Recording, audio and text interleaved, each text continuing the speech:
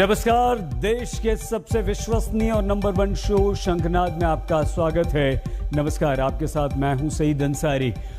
उत्तर प्रदेश में धर्म युद्ध की राजनीति छिड़ी हुई है। ओवैसी अयोध्या अब जाने की तैयारी कर रहे हैं, लेकिन वो इसे फैजाबाद कहते हैं, जिसे लेकर घमासान तेज हो गया है। हम आपको बताएंगे पूरी खबर। इसके अलावा बात करेंगे झारखंड की, जहां नमाज और हनुमान चालीसा को लेकर पॉलिटिक्स चल रही है। लेकिन शो की शुरुआत कल उत्तर प्रदेश में होने वाले किसानों के घमासान के साथ। तो यूपी के मुजफ्फरनगर में कल किसान महापंचायत होनी है और इस महापंचायत से पहले यूपी की राजनीति गर्मा गई है। मंच पूरी तरह से तैयार है। किसान मुजफ्फरनगर के लिए कूच कर चुके हैं और इस पंचायत को धर्मयुद्ध बताकर आर पार की लड़ाई का ऐलान, सियासत का धर्मयुद्ध, ये ऐलान हो चुका है।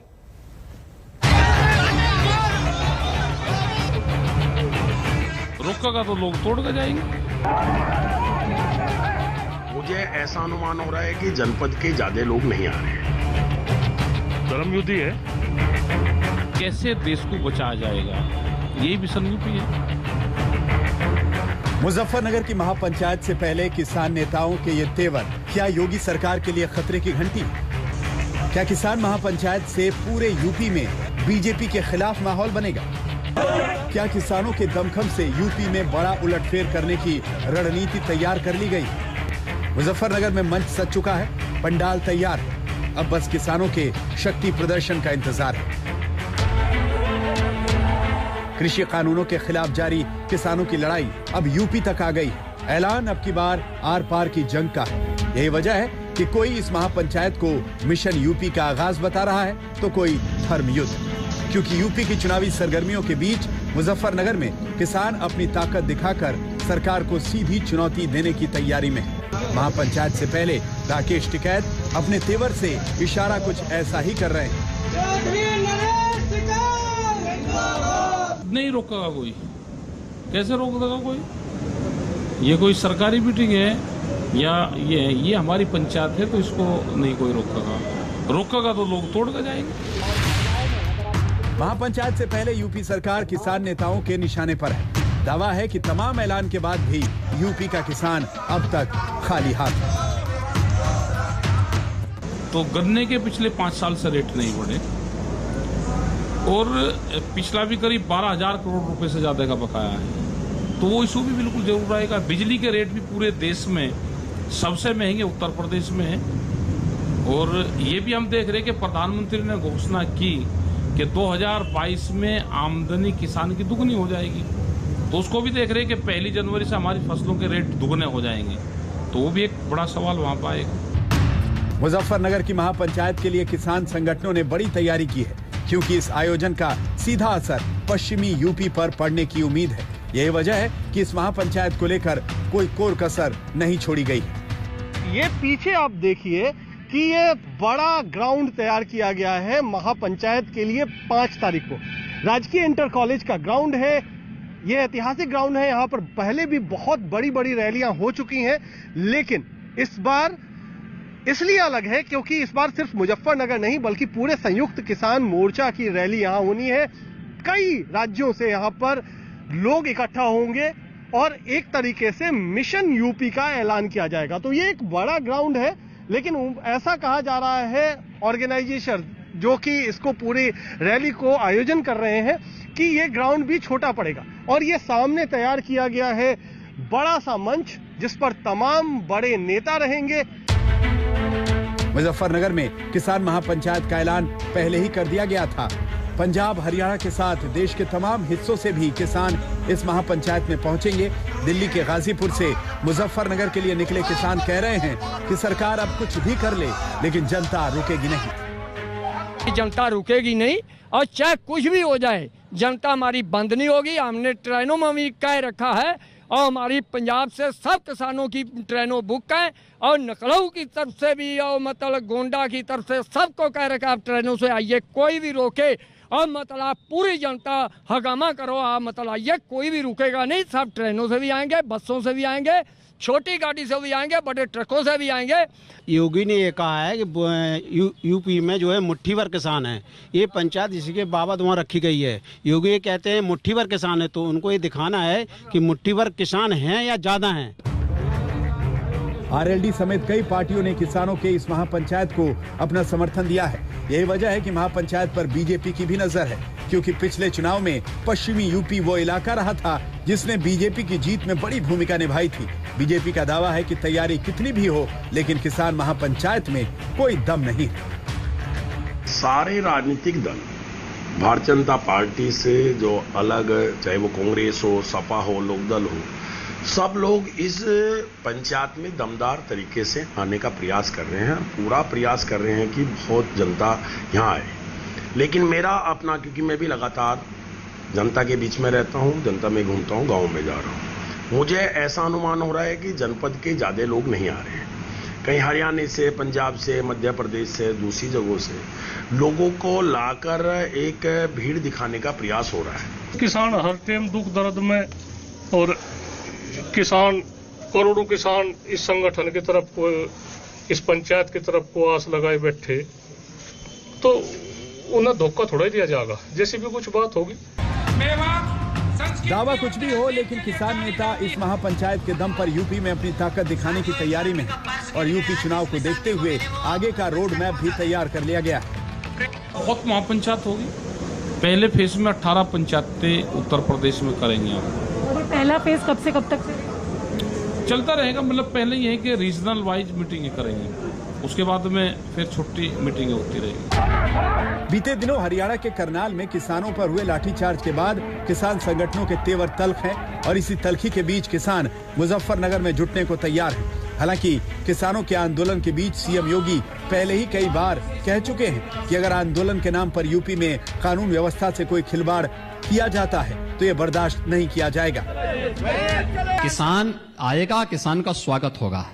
कानून के साथ कोई खिलवाड़ होगा तो उस तरीके से भी स्वागत होगा। क्या बात है, क्या कोई समस्या नहीं है। यही अंतर बता रहे हैं आप, दिल्ली और लखनऊ का अंतर यही है। मैंने क्या कहा ना, दिल्ली है, ये लखनऊ है। हाँ।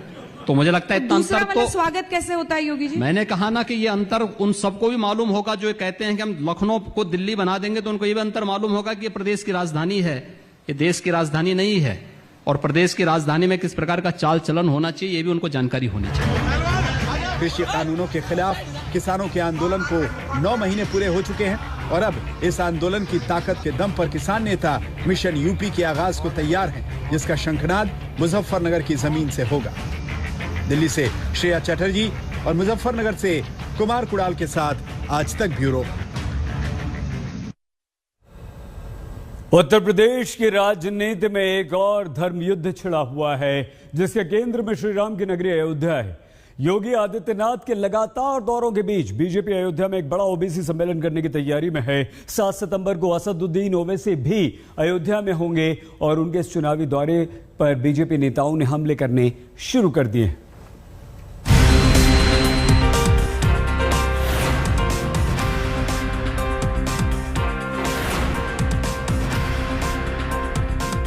धर्म की नगरी है, सियासत का जोर है, यूपी का चुनावी शोर चारों ओर है और राजनीति के केंद्र में है राम, कृष्ण और शिव की नगरी, जिसके जरिए उत्तर प्रदेश का चुनावी संग्राम धर्म युद्ध में बदल रहा है। ओबीसी वोटरों को साथ रखने के लिए बीजेपी ने लव कुश वाला फॉर्मूला तैयार किया है, जिसका सबसे बड़ा सम्मेलन अयोध्या में होना है। 17-18 सितंबर को अयोध्या की धरती पर बीजेपी सम्मेलन करेगी। खुद सीएम योगी आदित्यनाथ इसमें शामिल होंगे ताकि पूरे प्रदेश के ओबीसी मतदाताओं को सीधा संदेश दिया जा सके। केंद्र और प्रदेश के अनेकों सत्ता और संगठन से जुड़े हुए वरिष्ठ नेताओं का आगमन होगा, जिसमें आने वाले विधानसभा के चुनाव 2022 के संदर्भ में विस्तृत नीति पर विचार होगा, रणनीति पर विचार होगा। यूं भी अयोध्या इस बार यूपी की राजनीति का केंद्र बना हुआ है। योगी आदित्यनाथ बार बार अयोध्या का दौरा कर रहे हैं। बीएसपी ने भी अयोध्या से ही अपने ब्राह्मण सम्मेलन की शुरुआत की और अब ओवैसी भी अयोध्या से अपना पार्टी का चुनावी मोर्चा आगे बढ़ाने की कोशिश में है। लेकिन अयोध्या दौरे से पहले ओवैसी ने अपनी सियासत में मेल खाता एक दांव भी चल दिया है। उन्होंने अपने ऐलान में अयोध्या का नाम नहीं लिया और उसे फैजाबाद कहकर बुलाया। 7 तारीख को फैजाबाद जा रहे रुदौली में, 8 को सुल्तानपुर है, 9 को बाराबंकी है।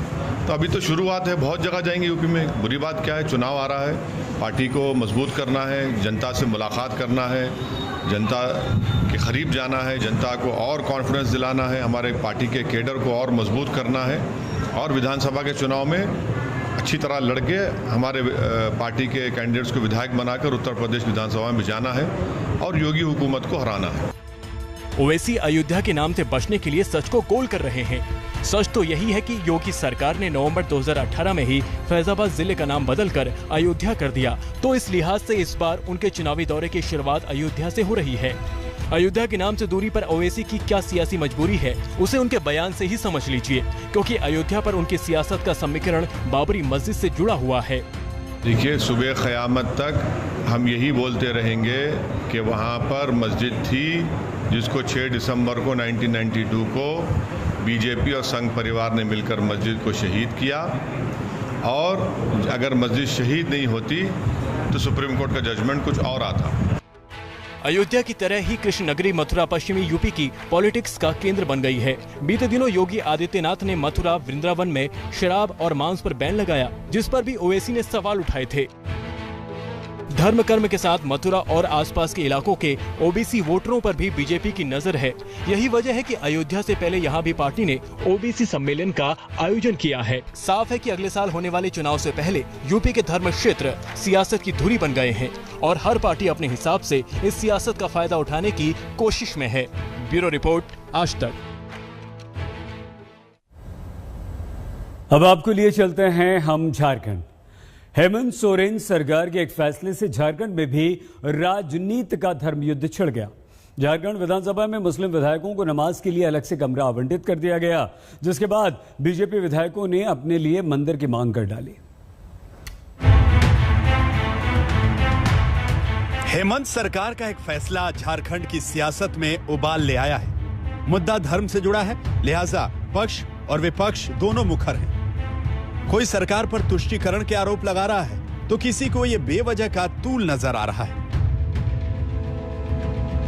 दरअसल झारखंड सरकार ने विधानसभा में मुस्लिम विधायकों के लिए एक कमरा आवंटित किया है, जिसमें मुस्लिम विधायक नमाज पढ़ सकते हैं। सरकार के इसी फैसले को बीजेपी ने मुद्दा बना लिया है और पार्टी नेता हर धर्म के प्रतिनिधियों के हिसाब से विधानसभा में कमरा देने की मांग कर रहे हैं। वहीं झारखंड विधानसभा के पूर्व स्पीकर और रांची से विधायक सीपी सिंह ने एक कदम और आगे बढ़कर मंदिर तक बनाने की मांग कर डाली है।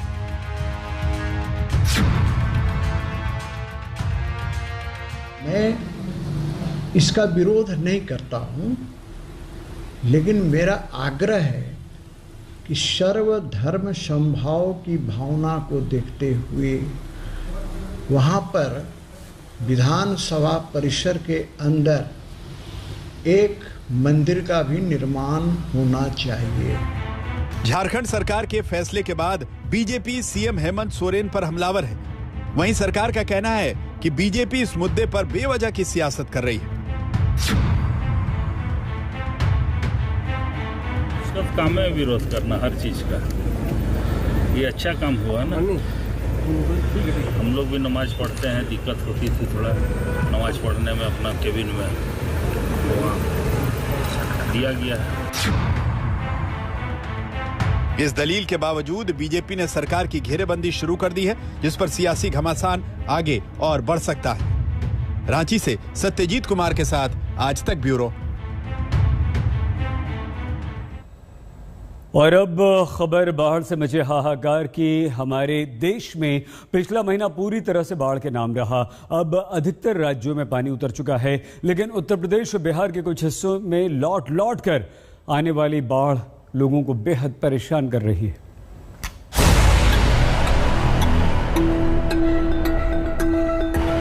आधी दुनिया में तबाही मचा रहा पानी वैसे तो हिंदुस्तान को पहले ही बाढ़ के आंसू रुला चुका है, लेकिन उत्तर प्रदेश और बिहार के कुछ इलाकों में तबाही अभी तक थमी नहीं है।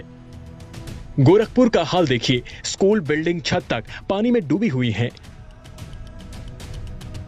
छत की बराबरी से नाव चल रही हैं। छत के ऊपर रखी पानी की टंकियां नाव से हाथ भर की दूरी पर रह गई हैं। यह हाल सिर्फ एक गांव का नहीं, आसपास के कई गांवों का है।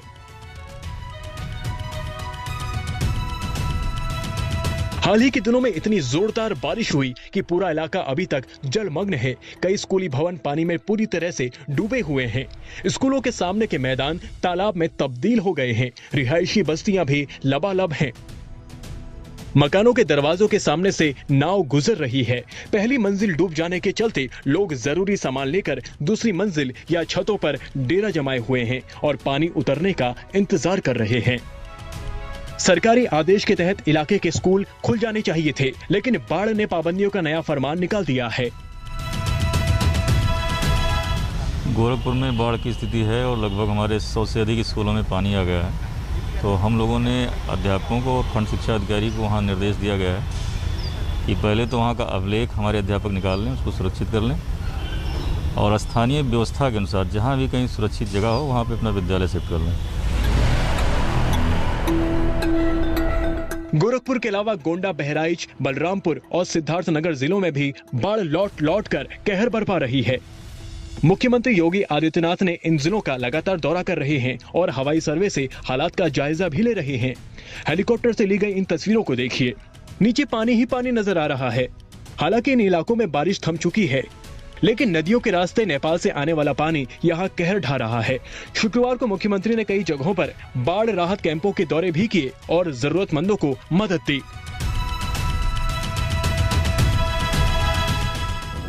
बाढ़ प्रभावित इन सभी परिवारों को पर्याप्त मात्रा में खाद्यान्न मिल सके, ड्राई राशन जिनमें 10 किलो चावल, 10 किलो आटा, 2 किलो अरहर की दाल, नमक, हल्दी, मिर्च मसाला, धनिया, रिफाइंड तेल और 10 किलो आलू के साथ ही लाई, चना, गुड़, मोमबत्ती, दियसलाई, ये सभी चीजें उपलब्ध करवाने का कार्य किया जा रहा है। यूपी की तरह बिहार में भी बाढ़ लौट कर दस्तक दे रही है। मोतिहारी के दर्जनों गांव एक बार फिर पानी से घिर गए हैं। गंडक नदी की लगातार चौड़ी होती धार ने गांव के चप्पे चप्पे पर कब्जा कर लिया है। आवाजाही के मुख्य रास्तों पर 1.5 से 2 फुट तक पानी भरा है। मकानों में भी पानी घुस आया है। इस मानसून में इस इलाके में चौथी बार बाढ़ आई है, लेकिन प्रभावित लोग अभी तक मदद के लिए इंतजार में हैं। दरभंगा में भी बाढ़ ने लोगों का पीछा नहीं छोड़ा। मनियारी पंचायत इलाके में करीब 2 महीने के अंदर दोबारा पानी घुस आया। बागमती नदी का उफान कम होने का नाम नहीं ले रहा। गांव के मुख्य सड़क पर नाव चल रही है। जिन रास्तों पर ग्रामीण साइकिल से आते जाते थे, उन्हीं रास्तों पर अपनी साइकिल नाव पर लाद कर ले जानी पड़ रही है। देखिए पानी जो है बेहिसाब बढ़ रहा है। 2 रोज में हम लोग जैसे पूरा घर जो है पूरा वार्ड जो है खाली करके ऊंचे स्थान पर चले जाएंगे और जो है कोई देखने उठने वाला भी नहीं है, कोई प्रशासन भी नहीं आता है कि क्या हाल है, नहीं है, पानी में डूब रहा है या मर रहा है, कोई भी अभी तक कोई आया भी नहीं है देखने के लिए। आने जाने का रास्ता भी बंद है। नाव पर आदमी आता है जाता है। गोरियारी पंचायत, भरोल चौक, एकदम कोई साधन भी नहीं है। राजस्थान के कुछ इलाके भी लौटते मानसून से बेहाल हैं। फतेहपुर शेखावटी में इतनी जोर की बारिश हुई कि शहर की हर गली सड़क लबालब हो गई। ऐसे हालात में एक कार पानी में फंस गई तो इसे ट्रैक्टर की मदद से निकालना पड़ा। बहराइच से राम बहादुर चौधरी और मोतिहारी से सचिन पांडे के साथ आज तक ब्यूरो। एक बहुत छोटे से ब्रेक के लिए हम यहाँ पर रुक रहे हैं, लेकिन आप हमारे साथ रहिएगा। कुछ ही देर में जब लौटेंगे तो तालिबान के साथ आतंकिस्तान दिखाएंगे आपको। आप देखते रहिए। नमस्कार, आप देख रहे हैं आज तक। आपके साथ मैं हूं सईद अंसारी। शंखनाद में एक बार फिर से आपका स्वागत। अफगानिस्तान में तालिबान का राज हो गया है, लेकिन अभी भी सरकार का गठन नहीं हो पाया। आखिर क्यों हो रही है सरकार बनाने में परेशानी और देरी, आपको हम बताएंगे। इसके अलावा हम बात करेंगे आतंकिस्तान की एंट्री की, जिसका चेहरा बनकर ISI चीफ काबुल पहुंच चुके हैं। लेकिन शो की शुरुआत हम करेंगे पंजशीर के साथ, जो तालिबान के लिए अभी भी मुश्किल बना हुआ है। तालिबान बार बार पंजशीर पर कब्जा करने का दावा करता है, लेकिन हर बार पंजशीर तालिबान के दावों की पोल खोल देता है। ये जश्न है पूरे अफगानिस्तान में तालिबान के कब्जे का। ये जश्न है पंजशीर पर तालिबान की विजय का। अफगानिस्तान में काबुल से लेकर नांगरहार तक गोलियों की ऐसी ही तड़तड़ाहट सुनाई दी। तालिबान का दावा है कि उसने पंजशीर पर कब्जा कर लिया है, जिसकी खुशी का जश्न गोलियों की तड़तड़ाहट में सुनाई दिया। अल्हम्दुलिल्लाह पंजशीर जो पंजशीर बनी वाले से गलीमान ना पुश वाले ये वांदा पंजशीर पर इंशाल्लाह तो मुसलमानों बात। तालिबान के इन दावों के चंद घंटों बाद ही पंजशीर से मोर्चा खोलने वाले उपराष्ट्रपति अमरुल्लाह सालेह ने एक वीडियो संदेश जारी करके इन दावों पर पानी फेर दिया। सालेह के मुताबिक ना तो उन्होंने अफगानिस्तान छोड़ा है और न ही पंजशीर पर तालिबान ने कब्जा किया है। I am in the Panjshir Valley. The reports concerning my escape from Afghanistan are totally baseless. I am here. We have had several meetings regarding the situation. No doubt, the situation is difficult. We have been under invasion of the Taliban, their Al-Qaeda allies, terrorist groups from the region and beyond. As usual, backed by the Pakistanis. We have held the ground. We have resisted.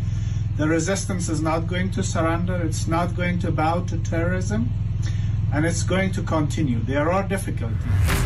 Panjshir पर कब्जे के दावों के बीच resistant force के मुखिया अहमद मसूद ने भी इन दावों को पाकिस्तानी मीडिया की साजिश बताया है। ये पाकिस्तान और वहाँ की मीडिया की साजिश है। तालिबान से उनकी जंग जारी रहेगी। जिस दिन तालिबान पंजशीर को जीत लेगा, उस दिन घाटी में मेरा आखिरी दिन होगा। इतना ही नहीं, अहमद मसूद ने ISI चीफ जनरल फैज खामिद की काबुल पहुंचने की तस्वीरों को भी शेयर किया और तंज मारा कि अफगानिस्तान में हुई फायरिंग जनरल के स्वागत के लिए की गई है। तालिबान बार बार क्लेम कर रहे हैं कि पंजशीर वैली को उन्होंने उस पर कब्जा बना लिया है, लेकिन यह है कि इस बात को उन्होंने अमरुल्लाह सालेह ने इसका खंडन किया। उन्होंने कहा कि वो वहीं पे मौजूद हैं, वो वीडियो भी जारी किया है। दूसरी तरफ ये भी है कि वो टेरेन ऐसी, उसके ऊपर कब्जा बनाना आसान काम नहीं होगा। पंजशीर को मुट्ठी में करने का तालिबान का अरमान अभी भी अधूरा है। ये और बात है कि फतह से पहले मनाया गया तालिबानी जश्न आम अफगानियों को भारी पड़ गया। ये तस्वीरें गवाह हैं काबुल में तालिबानी जश्न के नतीजे की। आसमान में दागी गई गोलियां जब नीचे जमीन पर लौटी तो सड़कों और घरों से बाहर निकले अफगानियों के जिस्मों को छलनी करने लगी। काबुल के अस्पताल में घायलों की भीड़ उमड़ पड़ी, लेकिन अफगानियों की सुरक्षा और उनके हक की बात करने वाले तालिबानी लड़ाकों को अपनी बंदूकें लहराने से ही फुर्सत नहीं मिली। पंजशीर के नाम पर पागलपन सिर्फ काबुल तक सीमित नहीं रहा। नंगरहार में भी शुक्रवार रात तालिबानियों ने ऐसी ही फायरिंग की। इस फायरिंग की चपेट में आकर 17 लोगों की जान चली गई, जबकि 41 लोग गोली लगने से जख्मी हो गए। घायलों को रात में ही काबुल अस्पताल में भर्ती कराया गया। ललचाई निगाहों से घात लगाए बैठे तालिबान के लिए पंजशीर अभी भी दूर है। ये सच है कि तालिबानियों ने इलाके की पूरी घेराबंदी कर रखी है, लेकिन अंदर घुसने की हिम्मत वो नहीं जुटा पा रहे हैं। लिहाजा जरूरी सामानों की सप्लाई ले जा रही गाड़ियों को रोक रहे हैं, ताकि खाने और दवाओं के बगैर विद्रोहियों को हथियार डालने पर मजबूर कर दें। तालिबान ने पंजशीर में सभी जरूरी आपूर्ति रोक दी है। आने जाने वालों को नस्ली आधार पर इजाजत दी जा रही है। पंजशीर के लोगों को एंटी माइन मशीन के तौर पर इस्तेमाल किया जा रहा है। फोन लाइन और बिजली काट दी गई है। दवाएं भी नहीं जाने दी जा रही हैं। पंजशीर ग्रेवयार्ड होगा तालिबान के लिए। दूसरी बात जो है प्रोपेगेंडा। तालिबान प्रोपेगेंडा इसलिए कर रहा है कि प्रोपेगेंडा आदमी क्यों करता है कि मिस्टर सालेह का मोराल डाउन हो, रैंक एंड फाइल में कन्फ्यूजन हो, ट्रुप्स का जो सोल्जर्स हैं उनका मोराल डाउन हो और विश्व स्तर पे लोगों को लगे कि नहीं तालिबान जीत गया। ये मकसद है तालिबान का। पंजशीर के बाहरी इलाकों में तालिबानियों और विद्रोहियों के बीच जंग छिड़ी है। दोनों ओर से एक दूसरे के लड़ाकों को मारने के दावे किए जा रहे हैं। चीन और पाकिस्तान की गोद में बैठे तालिबान को फिलहाल पंजशीर का किला तोड़ने का रास्ता नहीं मिल रहा है। आज तक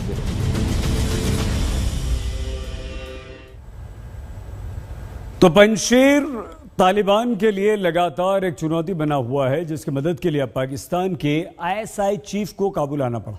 लेकिन सिर्फ पंजशेर के तालिबान के लिए चुनौती नहीं है, बल्कि तालिबान में अब दरार भी दिखाई दे रही है, जिसके कारण से लगातार सरकार गठन की तारीख टलती जा रही है।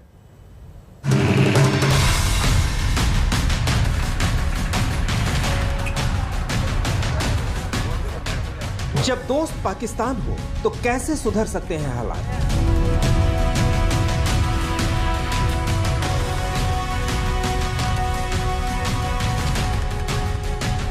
जब आतंकी संगठन सलाहकार हो तो कैसे खत्म हो सकती है दहशतगर्दी?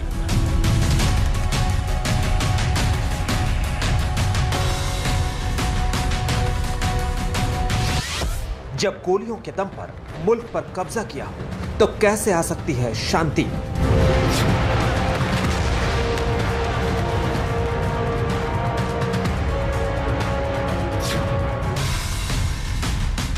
देखिए पाकिस्तान की तालिबानी साजिश की यह तस्वीर। पाकिस्तानी खुफिया एजेंसी आईएसआई के चीफ फैज हामिद काबुल पहुंचे हैं। चाय की चुस्कियां ले रहे हैं। तालिबान सरकार के गठन से ठीक पहले फैज को काबुल आने का न्योता दिया गया। दरअसल अफगानिस्तान में लगातार तालिबान सरकार के गठन की तारीख टलती जा रही है। हक्कानी नेटवर्क और तालिबान के बीच कुर्सी की रस्साकसी इतनी बढ़ गई है कि पाकिस्तान ने इस मसले को सुलझाने के लिए अपने खुफिया एजेंसी आईएसआई के chief lieutenant general Faiz Hamid को काबुल भेजा है, जिन्हें पाकिस्तान में सरकार चलाने का अच्छा अनुभव है। तालिबान में पद को लेकर अब कई गुट आमने सामने हैं।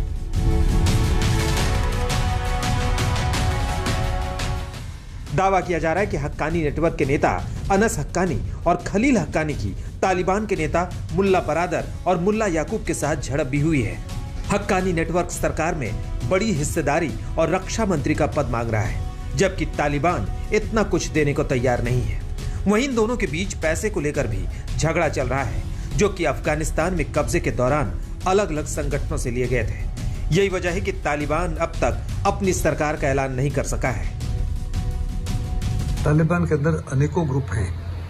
तालिबानीज हैं, आईएसआई है, अलकायदा है, टर्की के लड़ाके हैं, पाकिस्तान के एलईटी है, तहरीके तालिबान पाकिस्तान है, जैश ए मोहम्मद है, हिजबुल मुजाहिदीन थे। ये सब लड़ाके एकजुट होकर फॉरेन फोर्सेस के खिलाफ, जिनको आउटसाइडर्स कहा जाता था, उनके खिलाफ तो एकजुट होकर कार्रवाई कर रहे थे।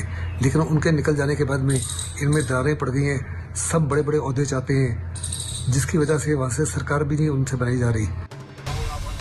दोहा में तालिबान के राजनीतिक कार्यालय और हक्कानी नेटवर्क के बीच विवाद लगातार बढ़ता जा रहा है। मुल्ला उमर के बेटे मुल्ला याकूब शक्तिशाली तालिबान सैन्य आयोग के प्रमुख की भूमिका निभाना चाहता है। उसका काम तालिबान के फील्ड कमांडरों के एक विशाल नेटवर्क की देखरेख करना होगा। तालिबान सरकार में यह पद बहुत ही शक्तिशाली और सम्मानित माना जाता है। आईएसआई चीफ चाहते हैं कि हक्कानी जो है वो नंबर 2 हो, वो प्रधानमंत्री हो या डिफेंस मिनिस्टर हो, और वो पाकिस्तान के इशारे को काम करे। ऐसे में मुझे नहीं लगता कि वो सक्सेसफुल सरकार बना पाएंगे, क्योंकि जो कॉमन एनिमी था वो तो खत्म हो गया है। अगर अभी कॉमन एनिमी ना होने के बाद इनमें आपस में दरारें पड़ गई हैं बहुत जबरदस्त, और ये दरारें आसानी से दूर नहीं होंगी। तालिबान के राजनीतिक नेतृत्व ने हक्कानी नेटवर्क को सरकार में कुछ अहम पद देने की हामी भी भरी थी। अनस हक्कानी को काबुल पर कब्जे के तुरंत बाद राजधानी की सुरक्षा का प्रभार भी सौंपा गया था। इस फैसले से मुल्ला याकूब काफी नाराज है। असल में तालिबान को देखें तो कई धड़े मिलकर तालिबान को बनाते हैं, और इसमें कंधारी तालिबान एक हिस्सा और पाकिस्तान की शह पाए हक्कानी नेटवर्क दूसरा धड़ा है, जिसमें सत्ता को, वर्चस्व को लेकर अब लड़ाई है। हालांकि दोनों ही खेमे एक साथ थे जब तक अमेरिका को पराजित करना था, जब तक अफगानिस्तान की सरकार और सेना को हराना था। लेकिन उसके बाद अब लड़ाई शुरू हो गई है कि आंतरिक सुरक्षा, रक्षा और जो जस्टिस विभाग है, जो रिलीजियस मामलों का विभाग है, वो किसके हाथ आएगा। और इसमें मुल्ला याकूब और सिराजुद्दीन हक्कानी के बीच वर्चस्व की लड़ाई छिड़ गई है, ऐसा सूत्रों का मानना है। लगातार बिगड़ रहे हालात के बीच सरकार गठन से पहले आईएसआई चीफ को काबुल आना पड़ा, क्योंकि यह वही आईएसआई है जो अफगानिस्तान में आतंकियों की मदद करता है। ये वही आईएसआई है जो सरकार और आतंकियों के बीच की कड़ी है। तालिबान के काबुल पर कब्जे में आईएसआई और पाकिस्तानी सेना की अहम भूमिका रही है। वहीं पाकिस्तान के विदेश मंत्री शाह महमूद कुरैशी ने भी दुनिया के सामने तालिबान की वकालत की है। एक डर था कि तालिबान लड़कियों की शिक्षा पर बंदिश लगाएगा, लेकिन ऐसा नहीं हो रहा है। तालिबान ने सामान्य माफी की घोषणा की है। स्कूल और कारोबारी प्रतिष्ठान खुल रहे हैं। तालिबान ने कहा है कि वो बदला नहीं लेंगे। तालिबान के शांतिपूर्ण उठाए गए सभी कदम स्वागत योग्य हैं। इधर भारत पाकिस्तान की इन हरकतों पर लगातार नजर बनाए हुए है। वॉशिंगटन में भारत ने एक बार फिर पाकिस्तान की तालिबान को लेकर पोल खोली। I don't see any member of the international community being any different. You have to sit, you're not there on the ground. We don't have any assets there. We have to sit back and watch and see how things evolve. We are in touch with it's not that we're not doing anything. We're in touch with the international community. We're in touch with practically every country that has an interest on Afghanistan. बहरहाल जिस पाकिस्तान ने तालिबान को अफगानिस्तान पर कब्जा करने में मदद की, वही पाकिस्तान अब तालिबान की सरकार की गठन के लिए काबुल पहुंचा है। दिल्ली से गौरव सावंत के साथ आज तक ब्यूरो। तालिबान के गठनी और गरनी में फर्क साफ दिख रहा है। एक तरफ वो शांति की बात करता है और दूसरी तरफ आतंकवादियों से हाथ भी मिलाता है। तालिबान में जुल्म सहने वाली महिलाएं आज भी तालिबान पर विश्वास बिल्कुल नहीं करती। ऐसी ही एक अफगान पीड़ित महिला खतीरा हाशमी से हमने बात की, जिन्होंने तालिबान के सितम की रोंगटे खड़ी कर देने वाली कहानी हमें बताई। इस वक्त हमारे साथ हैं खतीरा हाशमी जी, जो पुलिस में काम करती थी, अफगानिस्तान में कांस्टेबल थी। लेकिन एक बार हुआ ये कि वो ड्यूटी करके अपने घर की तरफ जा रही थी। 3 तालिबानी आतंकवादियों ने उन्हें रोक लिया, उन्हें गोलियां मारी, 8 से 10 गोलियां मारी, 8 से 10 चाकू मारे और इतने से उनका जी नहीं भरा तो खतीरा जी की दोनों आंखें उन्होंने निकाल ली। लेकिन बचाने वाला बहुत बड़ा है। खतीरा जी मौत को हराकर इस वक्त जिंदा हैं। इंडिया आ गई, इलाज उन्होंने यहीं करवाया यहाँ। और ये सब कुछ जब हुआ वो प्रेग्नेंट थी। भारत में उन्होंने एक स्वस्थ बच्चे को जन्म भी दिया जो यहाँ है। खतीरा जी इस वक्त हमारे साथ हैं। खतीरा जी, हमें अफसोस है कि आपके साथ ऐसा कुछ हुआ। हम आपका दुख कम नहीं कर सकते हैं लेकिन बांट सकते हैं। क्या हुआ था बताइए। बिल्कुल, मैं जा रही थी अपने काम से घर की तरफ और उन्होंने मेरा रास्ता रोक लिया, जबकि 3 तालिबान थे और मुझ पर अटैक किया। और पहले तो पीछे से पूरे मुझे ब्लूट लगे और जब सर पे ब्लूट लगने के बाद मैं बेहोश हो गई थी। फिर मुझे कुछ पता नहीं चला और उन्होंने चाकू से मेरे आंखें भी निकाल दिए थे और बहुत तकरीबन 8 से 10 चाकू लगे मुझे और 8 से 10 ब्लूट लगे मुझे। जो डॉक्टर का कहना था, जो डॉक्टर ने मुझसे गोली निकाली थी जी। और फिर मुझे डॉक्टर के पास लेके गए, गजनी से काबुल भी जो है डॉक्टर के पास। और फिर उन्होंने बोला कि इसकी आंखों में कुछ बचा ही नहीं है। फिर उन्होंने ऑपरेशन किया मेरे आंखों का और सर पे भी बहुत चोट था मुझे। आज स्थिति ऐसी है कि इनके बच्चे अफगानिस्तान में हैं, ये हमारे देश में, भारत में, और इन्हें अपने बच्चों का कोई अता पता नहीं। देखते रहिए आज तक। आज तक बेमिसाल 20 साल।